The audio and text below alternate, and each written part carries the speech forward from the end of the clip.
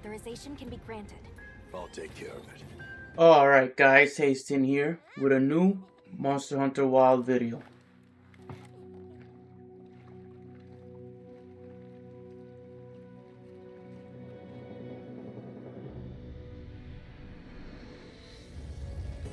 And on this video, I'm going to be showing you guys, if you still haven't, how to defeat Omega. And also a couple pointers where you can take advantage of. Yeah, so when I first beat him, I beat him with this armor set. Nothing crazy, it's just very high defense. And you want to make sure you got your fire resistance at least 20 and up. And this one I got at least 37. And you got to make sure you have your Divine Blessing. That helps a lot. So what I'm using right now is basically this one. Obviously you got to defeat him first to be able to get this weapon. But you can always switch it to... I'm a sword and shield user, but you can use whatever element you use for your main weapons. So first time I defeated him with a Lagia Cruz weapon. Also for items, you want to make sure you got a lot of health. You could bring honey and herbs to keep making mega potions. You got to make sure you have this. A little bit of everything. Same. Also, max potions. Those are a must. And you got to put them in your menu radar. You want to make sure you eat this one right here because it gives you Defender Meal High. That helps a lot. Starting off with the spells you can cast: Pop Motif, Wing Motif, and the Mog of Ages. If you stay consistent with these spells, you'll be able to do about 1,500 to 3,000 damage per every 90 seconds. Best time to use these spells is when he clashes with a player. That also does about 348 damage. Another time to cast a spell is when he's using the laser beam and the mustard bomb. It's a good time to cast a spell. Also, when being targeted, run to a corner of the map because you don't want that fire in the way. He leaves himself vulnerable when he does the multiple lasers, or he does that big laser beam, or he does that Labor wave cannon, which is the one he spins around and the floor explodes.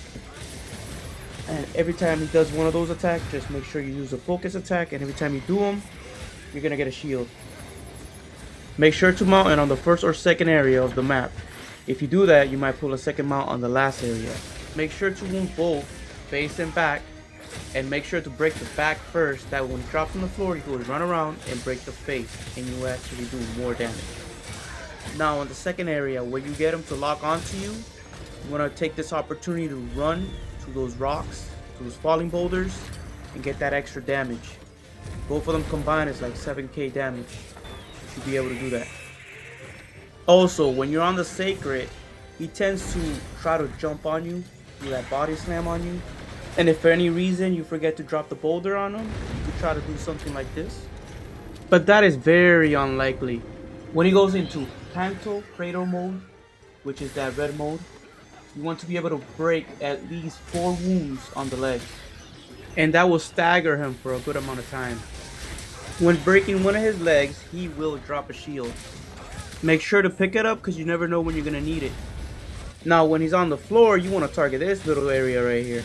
This is probably his weakest spot, and by breaking it, it'll give you an axle.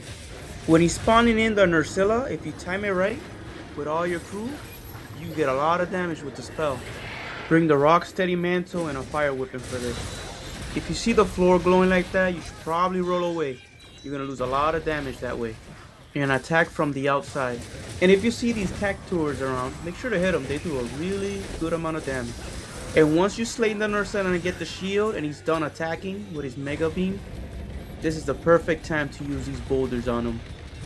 It helps you get faster to the last area. Now in the final area, he's going to go on that red mode a lot more often, so make sure to break those wounds. He's also going to do these all around lasers, so just make sure to dodge them. When he's in the final area, he's going to be doing those RMV missiles a lot more frequent. Or use the Sacred to run around and avoid the attacks, or use the shield you would have got from breaking one of the legs. And after that final push, you finally beat him for the first time. Make sure to get your carbs and hopefully you get one of those gems. And now you start celebrating. But it's not over yet. After defeating Omega, you get access to this mission right here. Omega Savage. Not only does he hit harder, some of the moves he has change a little. Now everything I've shown you works on this guy. If you don't have a team of hunter, make sure you do this solo. Random players cart way too frequent. You keep Alyssa as your main tank. Now you take Griffin because Griffin likes to break monster parts. Now Night Mist will keep you nice and healed. Now this also works on the regular Omega. Now he does this attack that he goes a little berserk, jumps around and burns the floor. Does that 3 times. And after he does the 3 times, he leaves himself open. You can take advantage of that and just use a spell and then a focus attack. Now he changes one of his flame attacks to an ice attack. You want to make sure not to get caught because he'll freeze you in place and then attack you right after. Now his Labor Wave Cannon Surge will be quicker and he does it 2 times in a row. Now this flame attack used to be 1 or 2 times, now it's 3 times in a row. Now he starts doing this right after his Mega Beam. Now his all around lasers with a rocket, he will do that 3 times in a row too. The only safe spot here I'm thinking is under him. Now his tackle, he used to do 2 times in a row, now he's doing 3. If he does hit you with this attack, just stay on the floor until he's done. Make sure to take advantage of the boulders down here, there should be 4 of them. Now if you stay consistent with your spells, you should be right here right now. And that's how you could defeat Omega Savage. Obviously it requires a bit of skills, but if you use my advice, it will definitely help you out. And if you get lucky, you get one of the gems just like I did right here. I do like when you emote, all the NPCs gather up around you and start emoting too. Alright, you could get any monster part from the regular Omega. The only reason why you do Omega Savage is for this right here. The Omega Data 2.0. Now I'm going to go a little back and explain the armor set better. With Gamazio out, you should be getting a thunder and a fire weapon that is really good. Since I'm a sword and shield user, I make sure to keep my guard up and guard, while also having offensive guard and thunder attack up. Whatever armor you're going to use, make sure it's all transcended. Make sure to have divine blessing because that does help. And if you have fire resistant over 20, you will not get burnt. And if you want to copy this armor set, you're more than welcome to. You'll be able to get this armor set and this great sword by defeating the first Omega. Plus it has that dark side skill which allows you to hit harder but at the cost of your health. Next we have the Omega Insect Blade. You definitely need to be Omega Savage for this one. That is what the Omega Data 2.0 is for. But you're going to need a gem. Next one up is the Sword and Shield. This one gives you the Synthetic Shield skill and the Guard Up skill maxed out.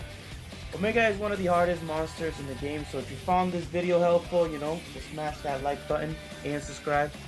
Now for my next video, I'm going to be showing you one of the best ways to hunt that Mazio if you're still struggling with him. But until then, hasten out.